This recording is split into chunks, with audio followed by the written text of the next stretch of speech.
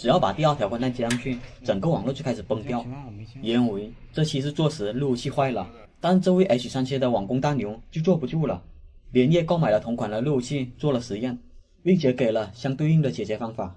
他视频一公布，他评论区和我的评论区都沦陷了。此时我在想着，难不成当时真的是判断错了？秉着求真的态度，我再次携带我的路由器赶往了。A few moments later， 来到了现场，不知道之前发生什么情况的朋友，我这边就大概描述一下之前的情况。现在我电脑接在路由器上是可以正常上网的，这边我就随便拼了个外网，证明它网络是通畅的。外网拼通后，接下来我就要把第二条宽带接上去，看看网络会不会崩掉。为了更直观的展现，我这里就不过多剪辑了，直接断网，丢了一个包，后面能拼通几个包就断了。这里可以看到，我接第二条宽带上去，拼就马上丢了个包，大概过了15秒左右，拼就再也不通了，断了，然后一直断，再也连不上了，浏览器也打不开了。此时我已经点击打开浏览器了，但是这个浏览器有个特殊性，你只要断网了，它启动是非常的慢的。没办法，只有拔了第二条宽带，网络才能恢复。只有拔了，拔了应该有1秒、2秒啊，差不多5秒吧。大伙看见没有？只要拔了一条宽带，外网不但可以拼通，浏览器它也可以正常打开了。但是只要我接回去，网络就马上崩掉，我就不过多赘述了。接下来我就要用那位博主的方法来试下，看看能不能解决掉这个问题。我在湾口设置里面找到 ICMP 探测，我按照它这个方法把万1和万2的链路探测给关了。这时候我再接第二条宽带，看看第二条宽带接入有没有再次出现网络崩溃的情况。浏览器可以正常打开，这边再拼一下。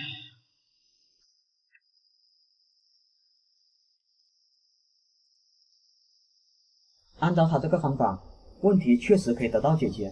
2条宽带插上去了，网页可以打得开，后面拼也没有断开的记录。但是大伙不知道链路探测的重要性，它是检查万口有没有可用的网络。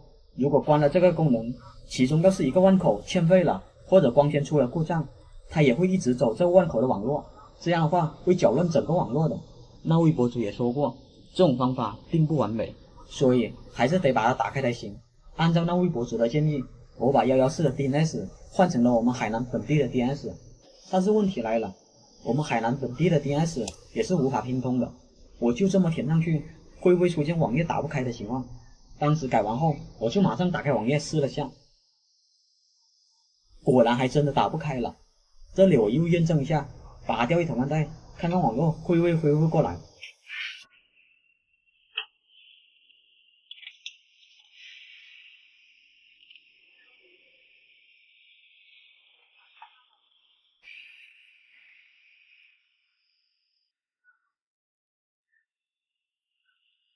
360可以拼得通，我大概拔了10秒左右，拼就开始恢复了，网页又可以正常打开了。看来探测地址要填写拼得通的 DNS 才行。当时我就试了下阿里的 DNS， 因为这个 DNS 它是可以拼得通的。我把它输进去后，就把第二条宽带再接上去，看下会不会出现断网的情况。我看下会怎么样。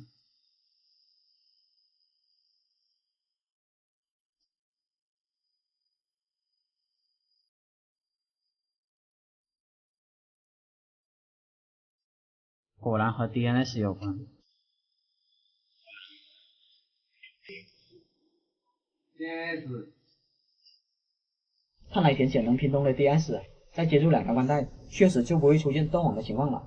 貌似问题就这样得到了解决。果然和 DNS 有关。但是这边的故障远比我想象中的更加复杂。虽说阿里的 DNS 不会断了，但是我发现有时候网页加载的特别的慢，甚至有时候网页还出现打不开的情况。当时以为是光猫拨号导致的，后面我就把光猫改成了敲接，用路由器来拨号试下。哪成想这么一改，不知道为什么万口的地址总会消失。这2个来回跳，你没看见吗？对啊，所以说还是得通地址。现在不跳了，现在直接没了。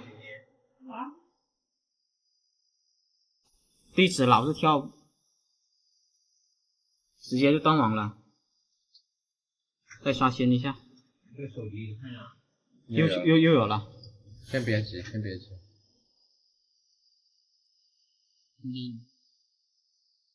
我怎么感觉有 bug？ 确实啊，又断了，我再刷新一下，两个都没了。水太是冲突嘛？当时我们尝试关闭链路探测，但是仍旧改变不了万口地址消失的情况。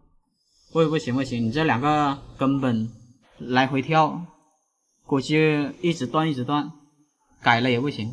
大概每隔10秒，万口的 IP 地址连上又断开，连上又断开，就连拼也是断续续的。后面我查看了一下运行日记，发现一大片都是断开的记录，这并不像是一个正常路由器该有的样子。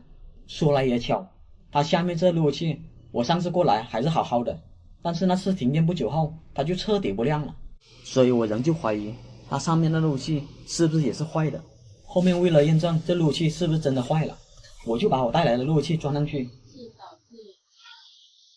大伙看吧，万1和万2已经连上了，而且拼外网10分钟没有断开过一次，看来真的是这路由器有问题了。很多人不了解现场的情况，看了那位网络大牛的视频，就在评论区对我一片的指责，反正各种骂声都有，甚至还有人说我拿了一个杂牌路由器给人家换上去就解决了。你要说这个是杂牌路由器，我就真的不知道该说什么了。看过小胡视频的都知道，平常我能修则修，从不轻易给人家换设备。你可以翻我100期视频，给人家换设备的估计不会超过3次。可能你们看到这里又要去人家视频那边评论了，但是请等一下，这事还有反转。我把路由器带回去检测，却发现了一件更奇怪的事，这个路由器在我这边拨号愣是没有断开的记录。我给路由器挂拼了几个小时的外网，一直没有出现丢包的情况，这和之前10秒断开一次那可是天差地别了。难不成他们那边的宽带存在问题？于是我就马上远程看了下新装的路由器有没有外网断开的记录。哪成想我这么一查，我的天，刚装上去短短几个小时就有3600条外网断开的记录。我突然就想到了219集我维修一家电竞酒店也遇到这种情况，只要路由器拨号，外网就会疯狂的断开，只有把光猫改成路由模式，网络才能恢复正常。看来他们那边宽带确实出问题了。最好的证明是4台路由器在那边拨号，没有一个是正常的，反而设备带到我这边来就无比的正常。那应该是那边的宽带设备出现了什么 bug， 这种故障一般的宽带师傅根本就查不了。那位博主也提到了光缆被挖断的情况，确实当时我来的时候，那边的负责人就和我说，他们路由器原本一直都是插2条宽带的，但是那天光缆被挖断后就出现了这种情况，看来这故障只能宽带方那边去解决了。至于一开始为什么我带来的路由器可以支持双宽带，他们这边3台路由器却不行，因为我才发现我这型号的路由器探测功能默认是关闭的。大伙可以参考我284期，那期讲的是他们卡顿的原因是一条宽带欠费导致的，因为那边用的正是这个型号的路由器，他没有经过任何的探测就使用了那条欠费的宽带，然后导致一部分人网页打不开的情况。最后我想说下，我为了收集这些案例，为行业内提供参考学习，不知道耗费了多少精力，甚至我知道他自己掏钱维修的，我当时连钱都没有收他的。就因为这一次判断失误引来这么多人的嘲讽，我想说这种故障除了这位博主估计就没几个人知道了，因为他是 H3C 模拟器作者，他对 H3C 的设备肯定知根知底。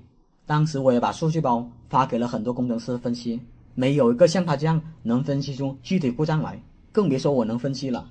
小胡一直希望这行业内能再次出现一个像我这样通过分享案例造福这行业的100万粉博主，但是看目前的环境真的很难了。